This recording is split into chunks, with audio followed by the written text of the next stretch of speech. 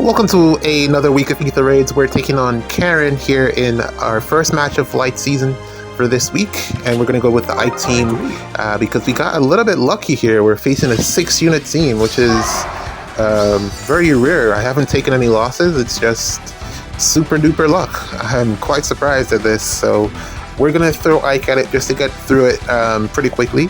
And then play one more match because double day, first day of the week. It's always good to start off with 2 because that gives you some leverage or leeway to miss a match further on in the week if something were to happen. But then again, I mean, it's really all down to how you want to plan it out. Some people like to play only one on the first day and play their double later on in the week. It really is up to you. It's totally whatever you feel like doing. It's a pretty chill game mode, so I really enjoy that about it. But in any case, as you can see here, those are the units. Looks like they haven't swapped over their defense, and you can see just the difference there in weapon description for Ather and Brave Claude. Totally different amount of words. As you can see from Ather there, with I'd say probably like 3 sentences, and then Claude with 2 paragraphs, just to show you weapon creep. I don't know what you want to call it, but it's kind of weird because Ather is a newer unit than Claude, but his weapon is objectively bad or worse than Claude in terms of everything that it does, the very little that it does provide. And I guess that's just what you get with 1 paragraph weapons these days.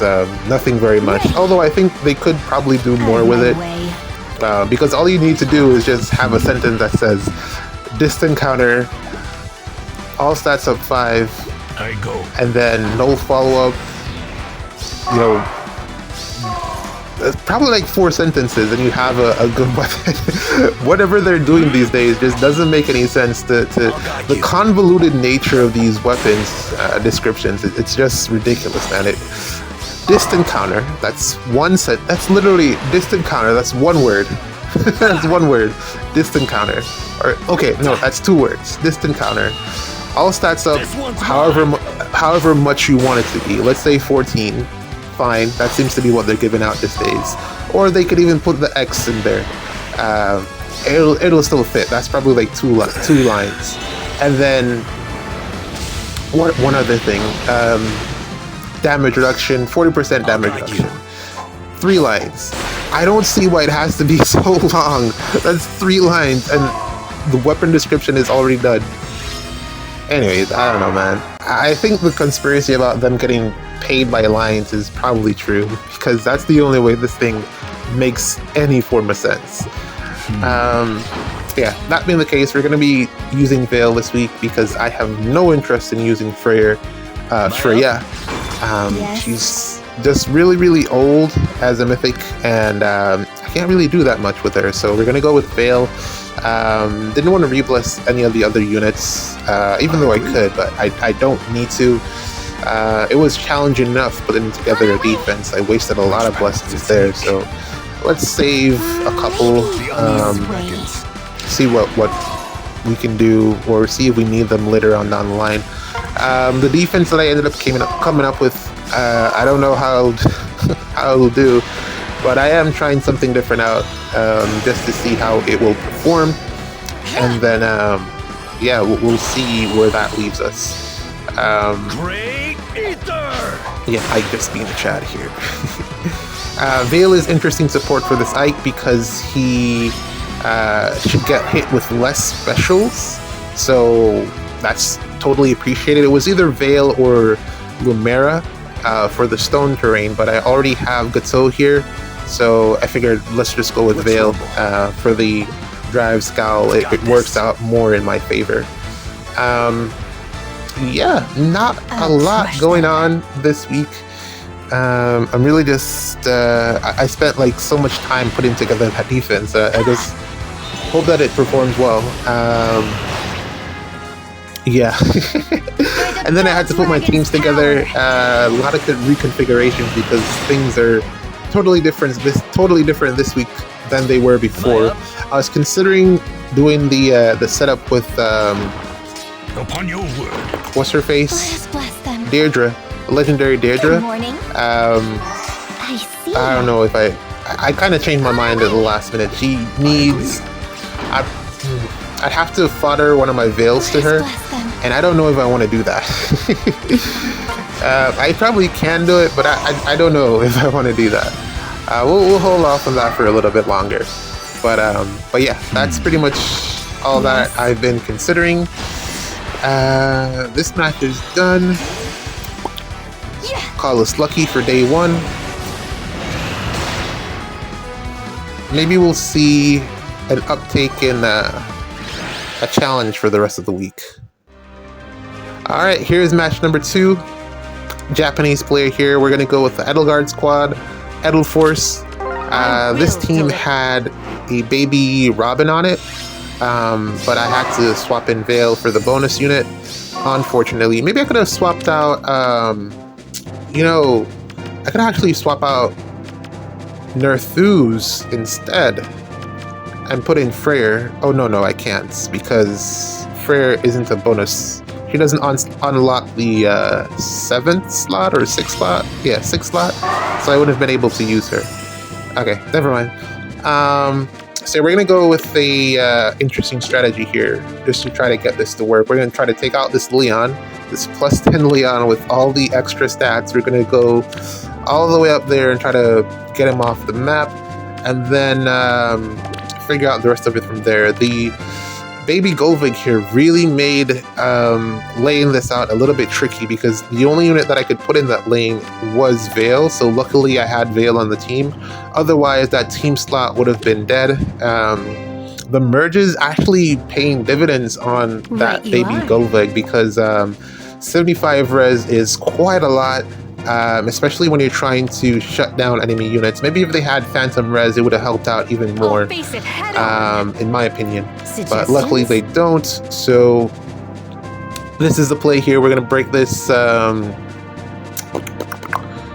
Bolt Tower, then Kanto into place. No Kanto control, right? Yeah, I don't think anyone here has Kanto control.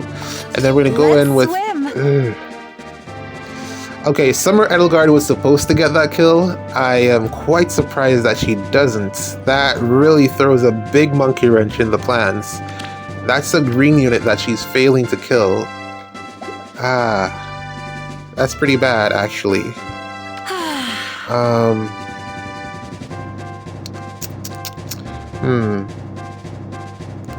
And it doesn't look like she's winning the attack check for the Heavy Blade. So we're not going to get Gale Force without going into 2 combats. That sucks. Let's if Peony was there, that's what, 4, 8 plus 4, 16 extra damage. Still not a kill. Would have needed an attack buff. Attack opening or something. You know, maybe I could do that with what's her name here, Nerthus, since attack opening. I could probably do that since, yeah, she isn't offering any other support. I guess it would be okay. Maybe I could even swap her out for like Asker or something. Things to consider. Yeah, because I've just kept her on the team, Nerthus, because I've just kept Nerthus on the team because I've forgotten to change her out from whenever it is that I last put her on the team. I've just forgotten to switch her out. I think this team originally had Asker for the special acceleration, but Nerthus is here for the additional support, I guess. I'm thinking about doing something like this, just to see if Winter Edelgard can make this work for me. The plan here is I'm going to have to gamble that Bolt Trap, and then I'll have to figure something out to get Peony out of the way, because I think Embla will reach there. Holy! I can get Veil to quad? 32 speed. That was what, plus 7? Okay, so it really is a speed check. Okay, that is good to know. Which means she probably works better on offense then, because there's no way I can make up that amount of speed on defense. Unless we're like facing slow armors all the time on defense, it wouldn't make any sense. So we're wasting our actions here, and I think if I can get Edelgard just to take out Not here, we should be... What? What? 6. Oh, I'm out of drive range. Ah. I'll face it head on. That sucks. Okay. So I sacrificed Heavy Blade. I sacrificed Ideal because we weren't getting any buffs for Heavy Blade.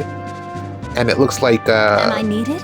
those stats would have made the difference there. Also, I'm outside of the range of Tana. So we're going to have to come up with a completely different plan here. Yeah, we're going to have to gamble this trap straight up. Let's take out Triandra first. And use our last action in Summer Edelgard. Gamble this trap. Ooh, holy! Woo, that could have been the loss right there. If that was real, I'd have to give up. There was no way I'd be able to continue. We're going to take out Baby Golveg and leave the 2 melee units alive. And I'll have to get Peony out somehow. Let's see here. We can swap in, I think, with Nerthuz for Peony. And that should be good. So let's just break a structure here. And then, ooh. Should I do that instead? Nah, I gotta get Peony to safety. Let's do... Oh, no. Am I needed? I broke the wrong structure. Oh, man, that's 3 mistakes in 1 game. That is the wrong structure. I was supposed to break the heart. And then I would have been able to swap from below. But... yeah, and that bolt trap is real. So there's no point in gambling that. I mean, I could try to trap Embla by canceling up, but if that's a 50, then Nerthuz is dead. Either way. We've lost this one. Yeah. Your boy done goofed up. I made a ton of mistakes here. And I think we have this one too, because we could have just tanked out the rest of the melee units here, but Peony is definitely 100% dead. Embla will double and just do a ton of damage. There's no way to get out of that now. I've seriously broken the wrong structure. I literally had the plan in mind, and then I did not do it. Am I needed? Jeez.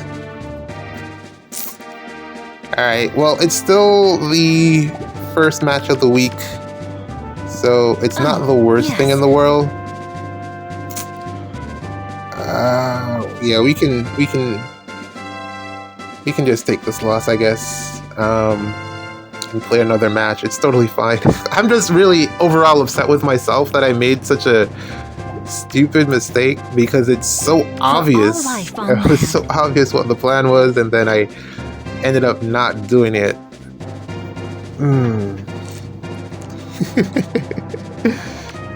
Okay. All right. Let's let's just break this and where do I even? And also, I guess this is a benefit, because if this was Asker, then Nerthuz wouldn't have been able to... Well, I wouldn't have been able to get up here and have a swap potential, so bonuses for having Nerthuz on the team instead of Asker. Unless I gave him, like, extra movement, but that would have only been for 1 turn, so... Well, typically I'm only going on turn 1, so maybe it would work out? I don't know. Oh, and also, Asker doesn't have the Kanto, so yeah, I think I might keep Nerthuz here for now. It just works out a little bit better in situations like this, but yeah, this is a loss. Who's next? My bad. Okay, let's do this one right. We're against Has 2, Into my and embrace. again we got a little bit lucky here with a 6-unit defense. Again, I've taken no losses so far, so this is quite surprising that I've been this lucky, especially after choking so badly. But then again, I'm playing a little bit later than usual because I took so long to finish my defense. So this might be that might be the reason why. But yeah, we are quite fortunate here. The plan is to pin Baby Golveg and then just finish the rest of the map from there, get the pots and close it out. And that should be pretty straightforward to do. That aside, I swapped Summer Edelgard's build, so I've given her Bold Fighter for the seal instead of the HP plus 5, since I really had it there to have her be able to clear hex traps, but I'm noticing that there's less and less hex traps. People are running the Bolt Trap more consistently now, so it really doesn't necessarily benefit me to run the extra HP on her. So yeah, might as well switch it out for the guaranteed follow-up, especially in that last situation with Leon. It would have helped me out a ton having that instead. So yeah, guaranteed follow-up now, and we should be a lot more consistent with our kills. I think I should also go. I forgot to give Nerthus either a attack buffs, either the attack opening or attack tactics deal, because I think I should be able to meet the tactics. And I only have 2 armors, 1 cav, 2 flyers, so definitely meet the tactics conditions. So it's probably a good idea to run that. The thing why I don't normally run it is because Summer Edelgard sometimes does too much, like in these situations. She's doing too much damage, and depending on the situation, I might miss the ability to Gale Force because of that. You really want her to hit twice to guarantee the Gale Force, but Heavy Blade does help out a ton in situations where she's one-shotting things. But yeah, this map is done. Even though Winter Edelgard is going to get locked here by Golveg, Baby Golveg, it doesn't matter because we just need to get the last spot and close out the map. Yeah, man, GG's. This is Good morning. as lucky as you can get on your first day. Am I needed? Even after making so many mistakes, we're still able to Leave it to close me. it out pretty easily here. And I take it. We take those. It's rare content from Tana here. GG's. See you in the next one.